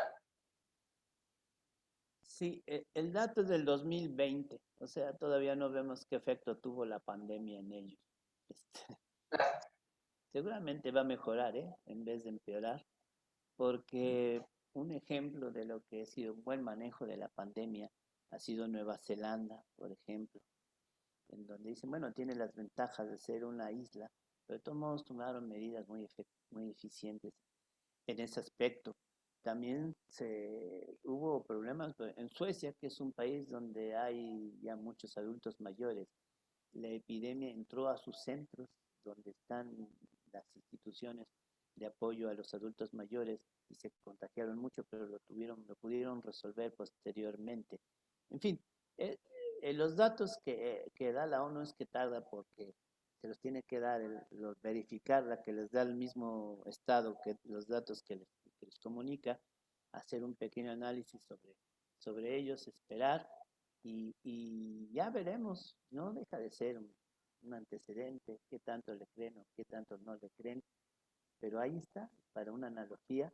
Si estuviéramos, no creo que esté muy diferente para el año 2021, vamos a ver qué pasa, pero nos queda como cerca, no va a cambiar mucho, créanme que no va a cambiar mucho, no va a ser Noruega el peor país del mundo o algo así. Y sí me gustaría que se analizáramos, si tenemos parece ser un buen rato para analizar qué de especial tienen estos países en sus políticas públicas, aunque después se repitan cuando hablemos del estado de bienestar social. ¿Alguna otra pregunta? Tania. Sí, yo quería saber si hay una medición objetiva o un cariz objetivo de la acotación esta que hacen en el índice de desarrollo humano, que dice nivel de vida decoroso. O sea, ¿cómo esa parte se mide? Porque las otras dos son bastante objetivas, los otros dos aspectos que hablan de la esperanza de vida y lo de la educación. Pero la parte del nivel de vida decoroso, ¿en función de qué se pone? O si tienes claro la medición exacta de eso. La forma en la que lo miden, si ustedes entran a los índices de desarrollo humano y lo buscan, van a ver que es muy compleja, mucha matemática, muy difícil de tenerlo muy claro. Pero las medidas originalmente que se tenían era cuál es el poder de consumo promedio que tiene la sociedad en relación a los precios de su país. Existe, no sé si se ha tomado en cuenta en estos índices de desarrollo humano, pero no está de más que lo sepamos, que existe una medida que le llaman el índice McDonald's, que no es para promover las hamburguesas, sino que lo que tiene como sentido es que McDonald's es una empresa multinacional que es franquicia, es decir, como hacen las hamburguesas en China, las hacen en Estados Unidos, en Australia, en cualquier país, para que nos demos cuenta. Y entonces se dice, bueno, ¿cuál es el promedio salarial? ¿Cuántas hamburguesas sencillas alcanzaría para comprar en McDonald's? Para tener una idea más lógica de lo que es el poder de consumo de un país. Y esos son los países que le llaman McDonald's. No sé si la aplique la ONU en esto, pero su idea original es medir salud, educación, poder de consumo, y la que yo les estoy poniendo, que insisto, si ven otras podría variar, es la que también considera el ajuste por desigualdad, que es una propuesta que se está insistiendo para que se considere en el futuro cuáles son esos índices de desarrollo humano. Porque si solamente pensamos en el poder de consumo promedio, pues claro, esto puede variar demasiado, sobre todo en nuestros países latinoamericanos. Yo ya mencionaba en algunos artículos, si por casualidad tuviera un hombre como Carlos Slim en el Estadio Azteca y sacáramos cuál es el promedio de apoyo, de dinero que tienen los que están en el Estadio Azteca, pues todos los que están viendo el partido serían millonarios, así de fácil sería la situación, ¿no? Pero eso es mejor que se busque también esto por desigualdad.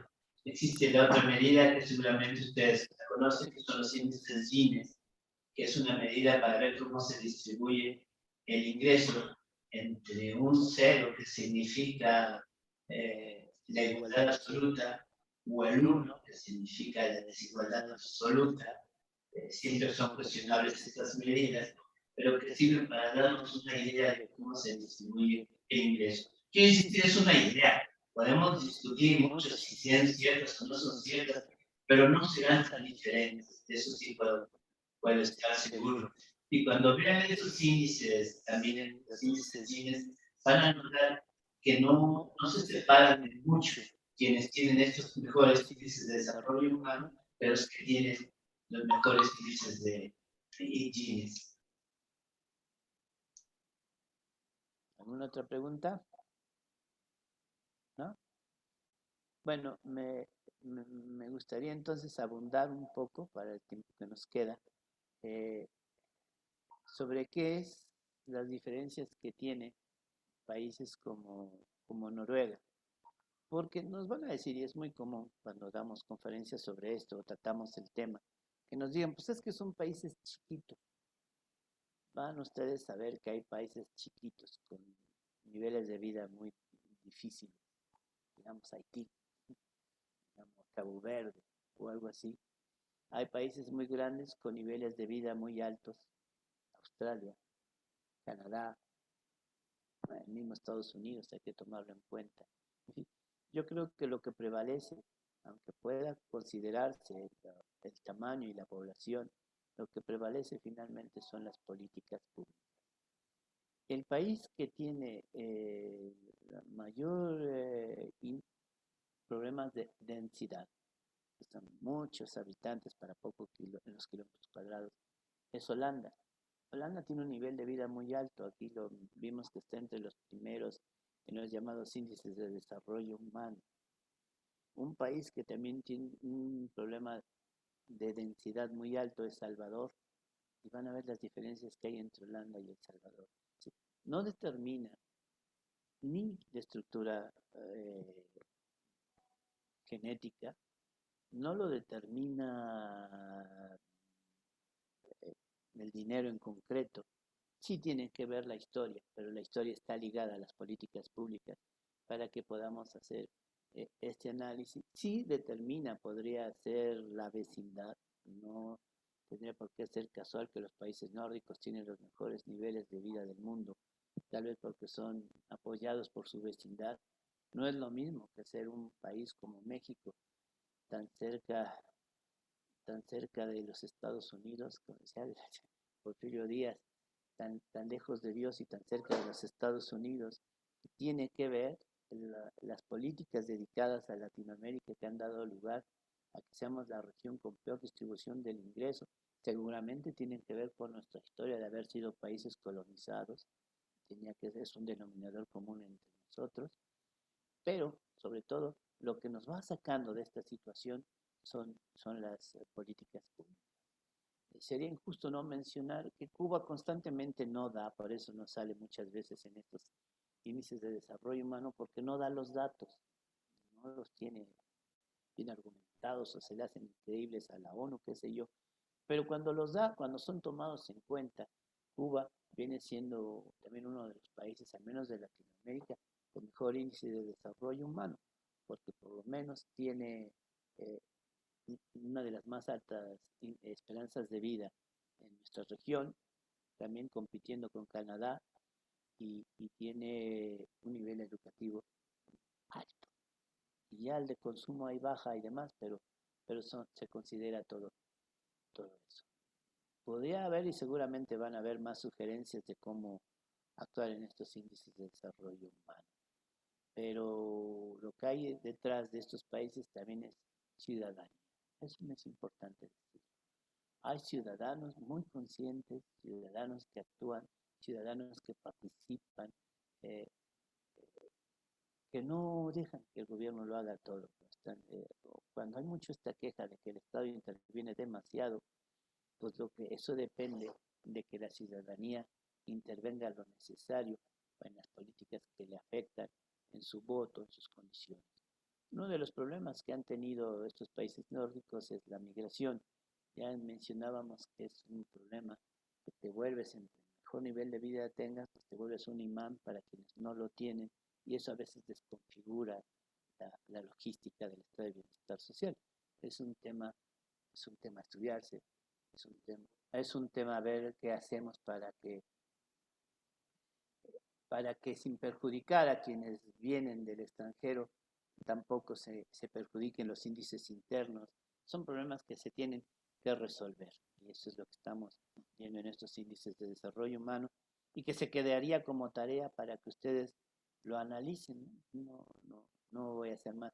Lo que quiero, y ahora que estamos terminando este curso, es generar la reflexión. No soy el maestro que dice que repitan lo que les estoy diciendo, sino que se les queden en su mente para tomarlos en cuenta cuando vayan a hacer sus programas de gobierno, que se interactúe para que ustedes vean en qué manera esta revisión que hemos hecho, en mi caso, de lo que es el laborismo.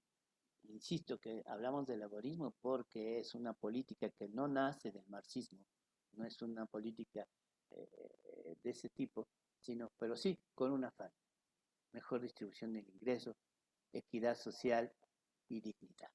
Eso es lo que queremos que se lleven ustedes como propuesta, analizar entre todos cuál es el país que desean ustedes, y quisiera atender que no solo para Panamá, cuál es la propuesta que podemos hacer para nuestro contorno social, que en este caso de ustedes es Latinoamérica o Latinoamérica. ¿Alguna reflexión, algún análisis antes de partir? Perdón, Irán. Sí, Irán. Gracias, René. Bueno, compañeras, compañeros, en estos ya 8 sesiones que hemos tenido de este curso de formación política e ideológica, donde la primera parte estuvo a cargo del maestro Enrique Villarreal y esta segunda parte ha estado a cargo del maestro René Cervera. Y como parte de los trabajos conjuntos entre nuestros centros de estudio y fundaciones, pues el objetivo es conocer esta vertiente de la izquierda y sus orígenes, y cómo esta corriente de pensamiento, esta tendencia política que lleva más de 100 años en nuestro ambiente político, ha dado resultados, ya ha dado resultados muy positivos en donde se ha implementado. Nos parecía de un inicio este curso, y lo platicábamos con el compañero alemán, que era muy necesario la formación de cuadros políticos, sobre todo mujeres y hombres jóvenes, porque los partidos han dejado de lado la formación ideológica de sus militantes, han dejado la formación de sus simpatizantes, y porque los mensajes por lo regular son muy contradictorios en el momento en el que queremos transmitir nuestras ideas políticas. O a veces somos muy de izquierda, o a veces nos corremos demasiado al centro. Últimamente los partidos en América Latina han perdido este carácter identitario del pensamiento de izquierda. Y se hacía necesario, y se hace necesario, que nos volvamos a reencontrar con este pensamiento. Y por eso es que tuvimos, creo, el Centro de Estudios de Políticas Públicas de Panamá, de la FEPES México, la brillante idea de hacer este curso, de los cuales se desprenden muchas cosas, compañeras y compañeros. Primero, que ustedes y nuestro Centro de Estudios tenemos ya una biblioteca virtual del pensamiento socialdemócrata desde sus inicios. Y eso es verdaderamente muy valioso. Es una búsqueda constante del conocimiento, de la reflexión en aras del beneficio de nuestras sociedades. Y creo que se hace necesario, compañeras y compañeros, que ustedes en los chats, pero también en la reunión de Zoom, participen sin temor a equivocarse, sin temor a que sean criticados porque su opinión no fue la más acertada tal vez, o porque su opinión fue sesgada, o porque tienen muchas dudas. Se vale. Una de las grandes virtudes de la izquierda es que desde sus inicios contrastamos ideas, dialogamos constantemente, generamos ideas, construimos políticas, generamos diálogo, generamos acuerdo y se generan políticas públicas. Yo quiero destacar mucho este ejercicio de formación ideológica porque tanto Enrique como René nos han dado a lo largo de este devenir histórico contemporáneo y hoy más que nunca, pues que la socialdemocracia es una corriente de diálogo político, de valores y principios democráticos muy profundos y de la necesidad de encontrar consensos y acuerdos de Estado para que lo que se propone como política pública sea una política que perdure en el tiempo y que además, independientemente del partido que gobierne, estas políticas se mantengan. Otro elemento que yo rescato mucho de este proceso histórico y contemporáneo que hemos estado viviendo en este curso es que la socialdemocracia es una corriente de pensamiento de izquierda con un valor intrínseco a la democracia, pero no a la democracia liberal que solamente es representativa, que te votan para llegar a una delegación del poder en parlamentarias, o a presidentes o alcaldes, o a presidentes de la República, sino que la socialdemocracia es un ejercicio cotidiano de democracia participativa al interior de nuestras organizaciones, particularmente políticas, particularmente en nuestros partidos. Y de ahí se desprende toda una visión democrática de participación social.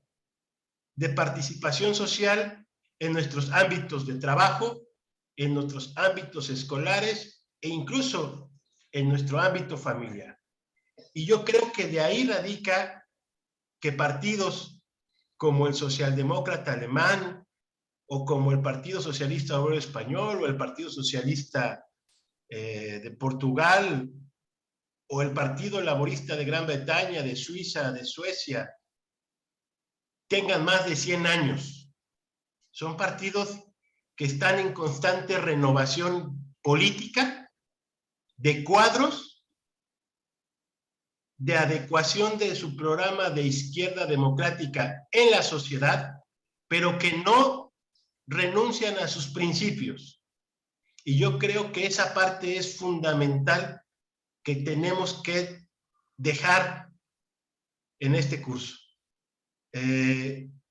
Ustedes saben que el compañero Alemán, como secretario internacional, estuvo o está en el Congreso del Partido Socialista Obrero Español, que inició el día de ayer, hoy, en nuestro continente.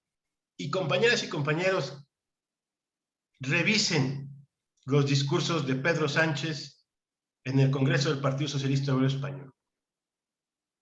Revisen la sesión de inauguración, en donde los socialistas empiezan su congreso diciendo por qué somos socialistas y cuál es nuestro objetivo desde la fundación hace 170 años del partido.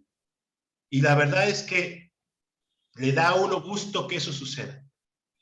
Y en estos últimos 5 meses, compañeras y compañeros, y con esto concluyo, quiero decirles que ha habido congreso del Partido Socialista de Portugal, donde tienen un documento muy interesante sobre su visión de futuro como partido y como gobierno. Ha habido congreso del Partido Socialista Sueco, donde tienen exactamente una visión socialdemócrata de los próximos años. Hubo congreso del Partido Socialista de Francia, del Partido Socialdemócrata de Alemania, y todos y cada uno de estos partidos, si uno empieza a revisar sus documentos como el que va a emerger ahora del Congreso del Partido Socialista Obrero Español, están retomando la visión socialdemócrata que les dio origen, la defensa de los derechos laborales, la justicia social, el estado de bienestar, la participación más activa de las juventudes, el feminismo, el ecologismo, entre otras. Y creo que nosotros estamos llamados, los socialistas, los socialdemócratas, los progresistas en América Latina, a dar las soluciones que nuestras sociedades requieren, sin mezquindades y abiertos al diálogo. Y ustedes, compañeras y compañeros de Panamá, jóvenes, mujeres, libres y demócratas, tienen que cambiarnos el chip, ¿no? Y entender que lo que nos dejó la pandemia es una nueva realidad y una gran oportunidad de que nuestro pensamiento y de que nuestras propuestas sean consideradas para la solución de lo que hoy está en crisis, que es el liberalismo, el imperialismo, el neoliberalismo. De verdad que ha sido muy aleccionador tanto para nosotros como centros de estudio, como para ustedes, compañeras y compañeros. Me gustaría que no cerráramos el diálogo entre nosotros. Los chats son importantes, ¿no? Pero, compañeras, si nos nutrimos del debate y del diálogo político, creo que podemos, sin duda, sacar muy buenas ideas, muy buenas propuestas, y podamos compartir muchas reflexiones. Con esta intervención, yo quiero decir que acabamos el segundo módulo. Me parece que ha sido muy aleccionador.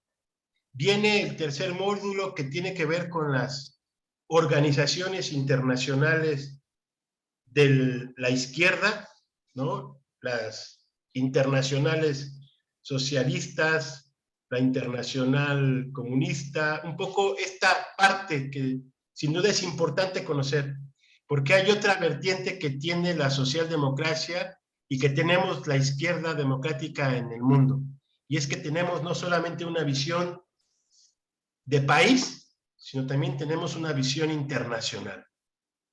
Y hoy tenemos que refrendarla. Hoy más que nunca tenemos que refrendarla en América Latina, porque necesitamos caminar hacia una integración en condiciones de equidad, en condiciones de igualdad, generando un estado de bienestar local, pero también una región con bienestar social para nuestras y nuestros ciudadanos. Entonces, me parece que lo que viene la próxima sesión, que son el tema de las organizaciones internacionales progresistas, va también a contribuir mucho a esta visión internacional que los socialdemócratas, los socialistas, los laboristas, los progresistas tenemos, y hoy más que nunca se hacen súper importantes. Yo les recomiendo mucho que ahora que el compañero alemán anda allá, pues ustedes puedan también agarrar al compañero, sentarlo en una reunión y que les explique lo que se discutió a detalle y la visión del gobierno y la visión de futuro que trae el Partido Socialista Obrero Español. Y en próximos días también yo les compartiré a los compañeros del Centro de Estudios Políticos de Panamá las traducciones al español de lo que se discutió en Francia, de lo que se discutió en Portugal, de lo que se discutió en Alemania, los documentos finales y el documento final que se va a aprobar en estos días en la reunión del Congreso del Partido Socialista. Si nosotros tenemos esta línea y estos valores y estos principios, creo que nada nos detendrá para generar mejores condiciones de vida de nuestras y nuestros ciudadanos, porque sobre todo nos debemos a ellos. Sin ellos no tendríamos partido, no tendríamos esta oportunidad de gobierno. Muchas gracias, compañeras, compañeros, y le doy el uso de la palabra a los compañeros del Centro de Estudios Políticos de Políticas Públicas Progresistas de Panamá.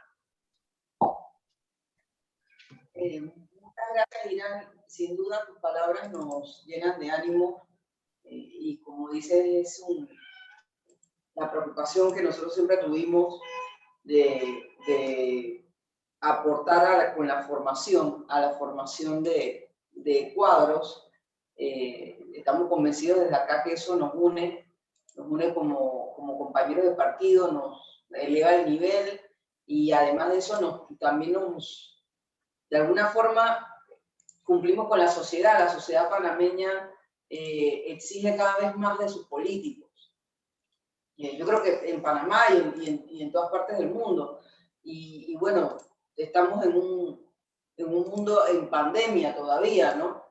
Se puede decir que se está saliendo, sin embargo, los problemas con los que vamos a quedar después de esta pandemia o las lecciones que nos dio, que nos ha dado, yo creo que una de ellas es que nosotros tenemos que estar a la altura de las circunstancias dentro de la vida política, ¿no? En Panamá actualmente hay mucha desconfianza hacia todo lo relacionado con lo político. Y yo creo que se entiende y se comprende, ¿no?